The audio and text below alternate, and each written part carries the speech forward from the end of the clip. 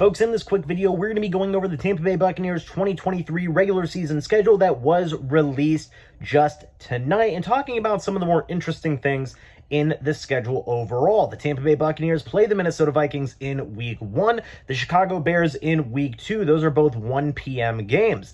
The team then has a primetime matchup against the Philadelphia Eagles in Week number 3 on Monday Night Football. They then play the New Orleans Saints in Week number 4 at 1 p.m. Very early bye week in Week number 5. Following that, you have a 1 p.m. game in Week 6 against the Lions, another 1 p.m. game in Week 7 against the Atlanta Falcons. Then you have another primetime game. It's Thursday Night Football versus the Buffalo Bills at 8:15 p.m. Following that, Week 9, you have the Texans. Week 10, you have the Tennessee Titans, both at 1 p.m. Week 11, you have the San Francisco 49ers at 4:05 p.m. Weeks 12 and 13, you have the Indianapolis Colts and the Carolina Panthers, both at 1 p.m.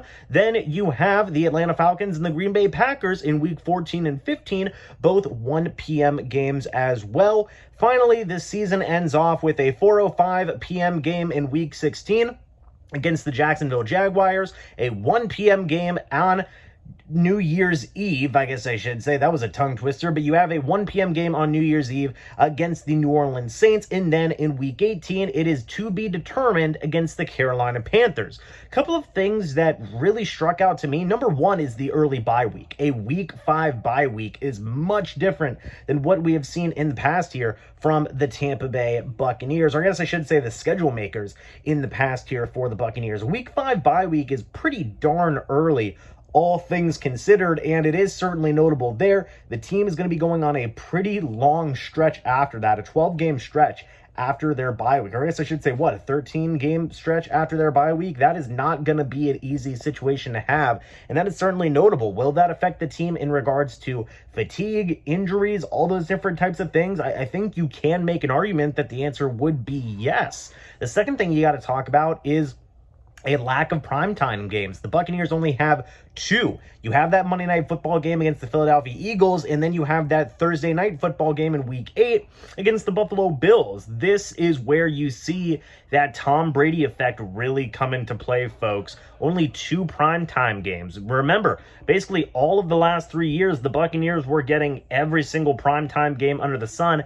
Now they only get 2. Granted, it is some pretty good games against the Bills and the Eagles on a Monday night and Thursday night game. And, you know, there was obviously some talk about the rules being changed with the scheduling. Not every team is guaranteed to get a Thursday night football game this year, but still is pretty notable that there is certainly a lack of primetime games here for the Bucs after Tom Brady has left. But finally, I want to say this, and this isn't to knock any teams, but I think it's safe to say that this schedule is easier compared to last year's schedule, right? I think that is a pretty safe thing to say.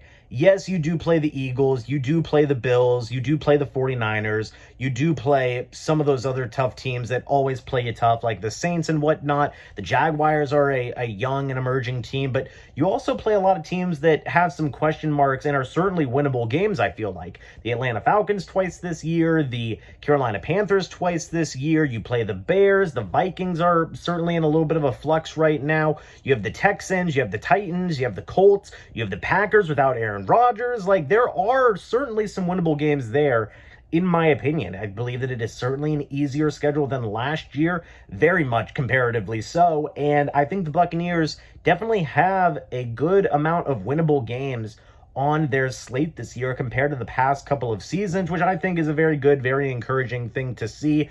Also, don't want to knock the Detroit Lions. They're definitely one of those tougher playoff caliber teams in there as well. But overall, I would say that more games than not are certainly going to be winnable types of games for the Tampa Bay Buccaneers. Now, I'm not going to go ahead and give like a schedule, or I guess I should say a record prediction in this video, anything along those lines, but I will say that this is definitely a schedule that I think benefits the Buccaneers in a transition period, let's call it, going from the Tom Brady era to the whatever that next era may be. Baker Mayfield, Kyle Trask, some other post-Tom Brady era quarterback, whoever it may be. I think you've got a serviceable schedule here, a workable schedule, and a schedule that I think certainly can maybe have you competing in the NFC South, maybe have you competing for a wild card spot, something along those lines, if a lot of the pieces are able to come together and things are able to go well for your football team, you definitely have some of that schedule in your favor with some winnable games there. But the lack of primetime games and the very early bye week are very, very interesting things to make note of there. What do you guys think about this Tampa Bay Buccaneers schedule? Let me know your guys' thoughts and opinions down in the comments section below. I'd love to hear it. Thank you guys so much for watching this video. Hope you all enjoyed. And as always, folks, I'll see you all in the next video or the next live stream. But until then, and as always, guys, goodbye for now, and go Bucs.